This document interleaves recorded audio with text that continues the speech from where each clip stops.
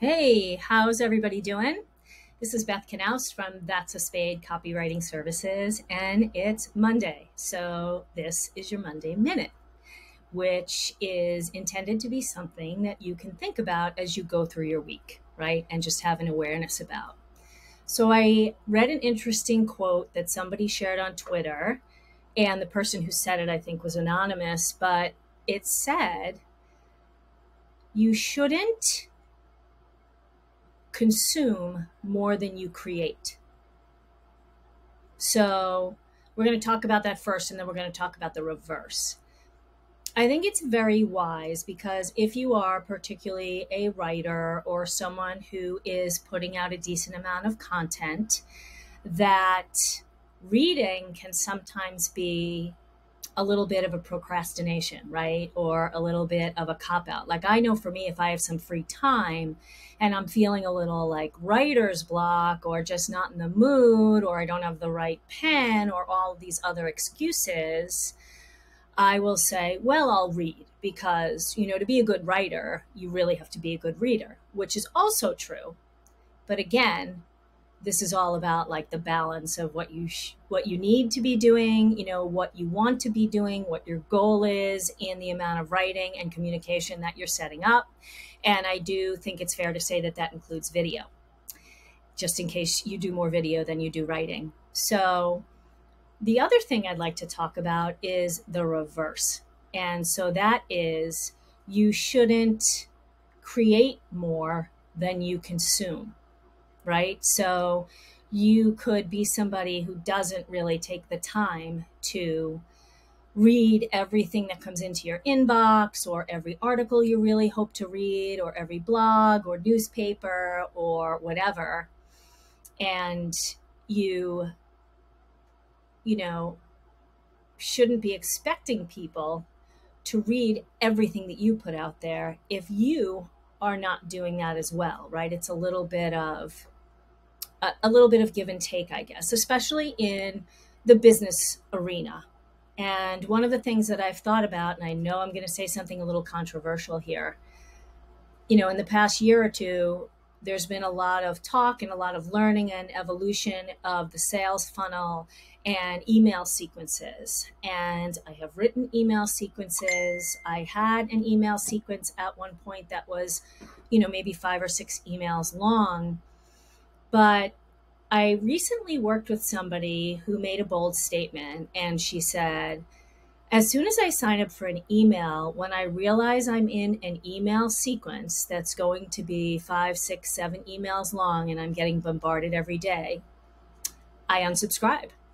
And I thought about that and I thought, wow, that's like, that's pretty heavy because it's only 5 or 6 emails. And I thought about it because I also will not read through that. And I find it very pressuring personally because we want to subscribe to, a handful of emails, but we have all these other things we want to pay attention to as well. And sometimes you want to change up what emails you're reading depending on what information you're looking for or inspiration.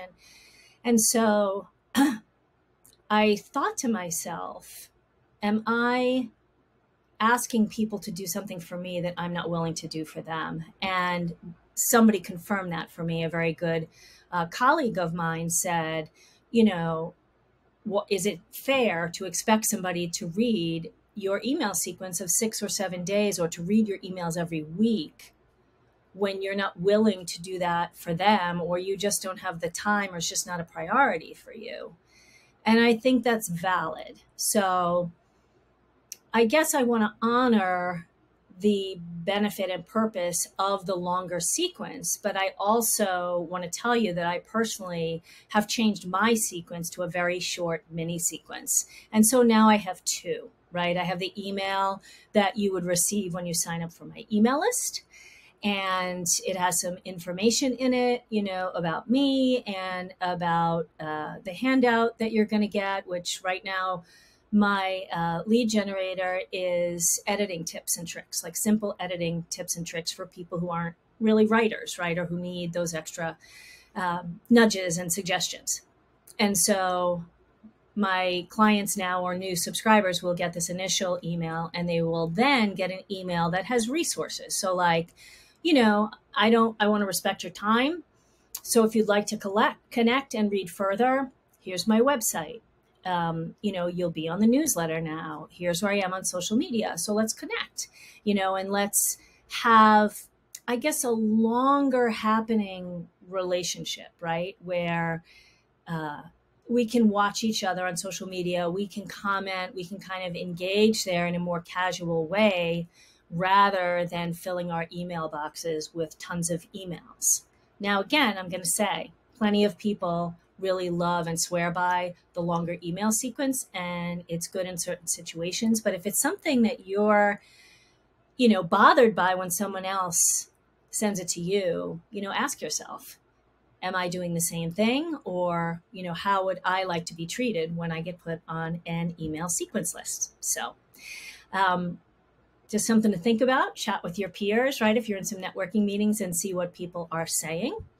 And I hope you have a great week. I will not see you next week because it's Labor Day. So I am not laboring that day. And you will not see my video, but I will see you the following week. So enjoy the long weekend, and I will see you soon.